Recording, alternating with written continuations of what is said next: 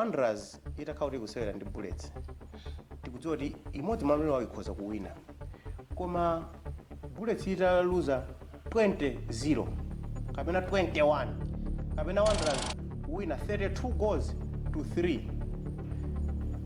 Sizingateke. So that is why inendi kudabwa kuti ayu mukunena zoona kuti akambala akhoza kupeza 26 votes antumbuka 22 votes akaliati 21 inu 636. That is 90 chakuti percent. There were things that people of this country were not comfortable under your leadership. Okay, like what? We have talked about it. Corruption, impunity of all sorts. We talked about this in our earlier interviews. Before, but you see, as I said last time, where is the corruption? Why haven't they prosecuted us if in fact we were corrupt? So your government was not corrupt? No, it wasn't. That's what I know. It wasn't. In your acceptance speech last year, you promised a new Malawi, and you said, I challenge those who sit in Parliament to act professionally, to set a good example. The time of giving free handouts is past. Is the appointment of your daughter, Violet, as a diplomat to Brussels a good example? I am really amazed that you could use that as an example of something that's not even true. Violet is not going to Brussels. And so the sources... So is it not true that she's third secretary at the mission in Belgium? She's not going to as a third secretary at the mission in Belgium.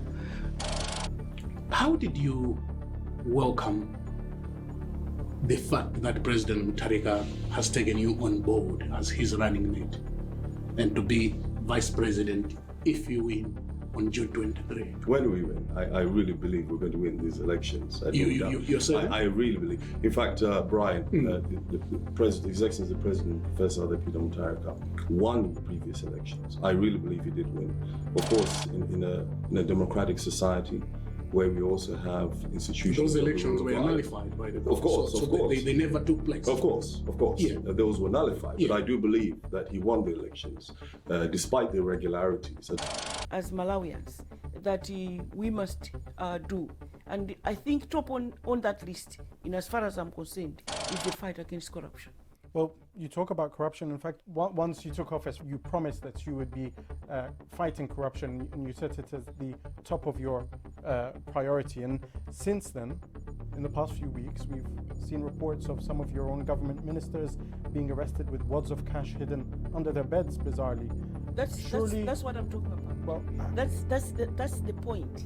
Well, I want to ask you, if you don't mind, 18 months into it, and this is still taking place, haven't you failed with regards to this fight against corruption? No, we have not failed. In this video, we'll cover controversy. I hope y'all ready. All right, let's dive in. My name is Brendan, and this is M-Dubz Report.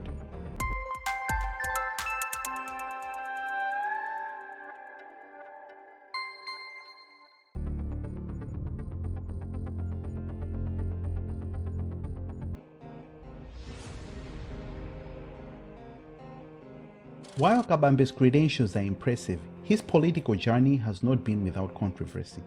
Critics have questioned his role in financial irregularities during his tenure as Reserve Bank governor. Let's discuss some of them. First up, back in December 2021, Daliso Kabambe faced serious accusations that he allegedly manipulated financial accounts to secure a loan from the International Monetary Fund. Next are the suspicious payments and irregular letters of credit. Kabambe was accused of greenlighting questionable payments and issuing irregular letters of credit, especially tied to the Farm Input Subsidy Program and Muli Brothers Limited. Then there were dubious procurement practices. Allegations surfaced about contracts worth billions of kwacha being handed to companies like Mitra without proper risk checks or following procurement policies. Next, we have mismanagement of public funds. A Deloitte forensic audit exposed misuse of public money, including 9.7 billion of sketchy procurement and 27 billion in suspicious ex gratia payments. And finally, favoritism and lack of transparency. Kabambe's leadership faced criticism for favoritism in dealing with FDH Bank, which seemed to benefit significantly from central bank transactions. Kabambe maintains his innocence and investigations have been ongoing. Other controversial issues that he can't shake off include his alignment with Peter Mutharika and alleged favoritism to the urban elites. Kabambe's close ties with the DPP's old guard, especially APM, have raised concerns among those who associate the party's previous administration with corruption and economic mismanagement. He is known to be popular among professionals, college students, and urban voters. So critics argue that his policies and rhetoric often fail to resonate with rural Malawians who form the majority of the electorate. The unresolved allegations from his time as Reserve Bank governor weigh heavily on his reputation. However, he has not been convicted of any wrongdoing, and his supporters argue that he is being unfairly targeted. The allegations of mismanagement of funds are worrying. We are not a wealthy country in comparison to our peers and neighbors, so I hope that we can pick someone who is not looking to loot the coffers, but someone who has the brains to grow what we have. For this category, he gets 6 out of 10.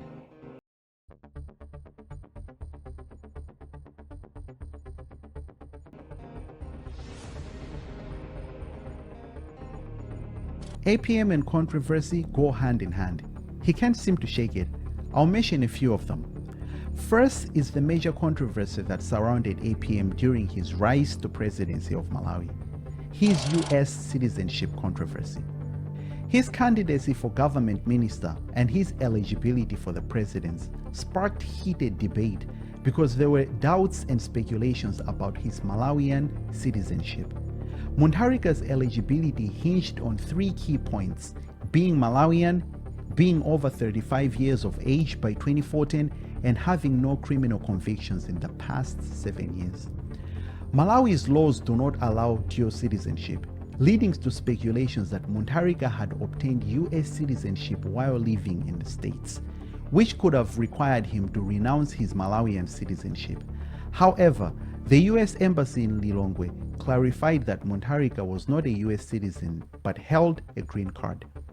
Critics argued that holding a US green card meant he owed allegiance to the United States, and they questioned how he could govern effectively while needing to spend a minimum of 3 months in the US each year to maintain his permanent residence status.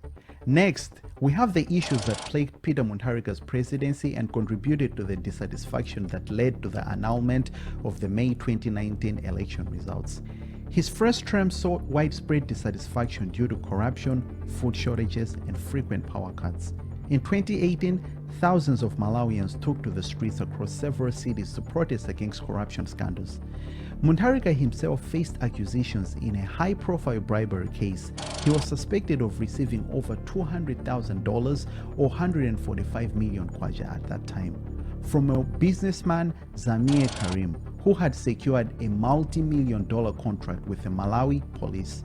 However, Malawi's Anti-Corruption Bureau later cleared Mutharika of any personal involvement in the Malawi Police Service food ration contract allegations. The SCB stated that their investigation found no evidence that Mutharika personally benefited from the $200,000 deposited into the Democratic Progressive Party's bank account. Election irregularities during the May 2019 election. These included the use of correction fluid or TPEX on tallying forms, mathematical errors, and incorrect result sheets being submitted to the main tallying center. These irregularities raised serious questions about the integrity of the election process. Another major issue was regional favoritism, aka nepotism. Many complained that Mutharika favored rural regions where his support base was strongest, potentially neglecting other areas of the country. This perception of bias fueled regional tensions and dissatisfaction. MCP seems to be doing that too. Is this the status quo in Malawi? We will save that for the next video. Lastly, there were ongoing economic concerns. Despite some improvements in infrastructure and decrease in inflation, many Malawians continued to face economic hardships. These challenges affected the livelihoods of countless citizens and contributed to the overall disconnect with Mutharika's leadership. I think he deserves 4 out of 10 for this.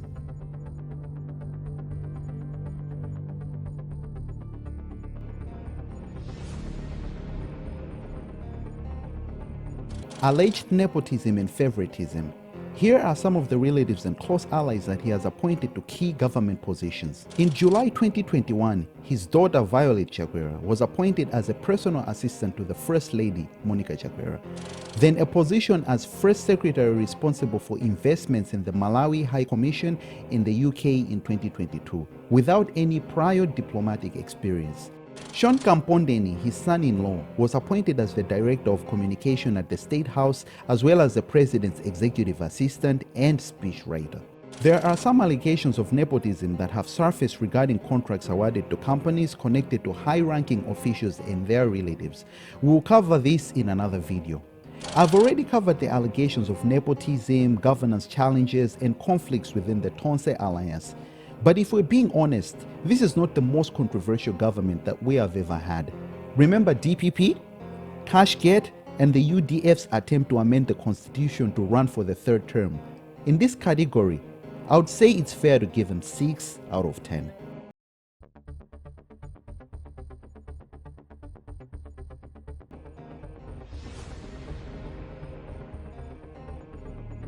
As Minister of Lands, I found some information on his support and commitment to improve land governance in Malawi.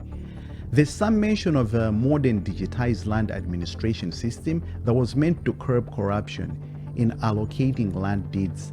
But what is also strange is that I found allegations of more allocation of sale of land to Malawians of Asian origin in Blantyre, Zuzwe, and Nilongwe during his time as Minister of Lands. However, it does seem like there's a lot of good speeches and interviews, but nothing tangible to back them up. Does that sound familiar to you guys? He's not very controversial of all the potential presidential candidates. He seems like he's a family man with no serious court cases, no evidence of embezzlement so far, so he gets 8 out of 10.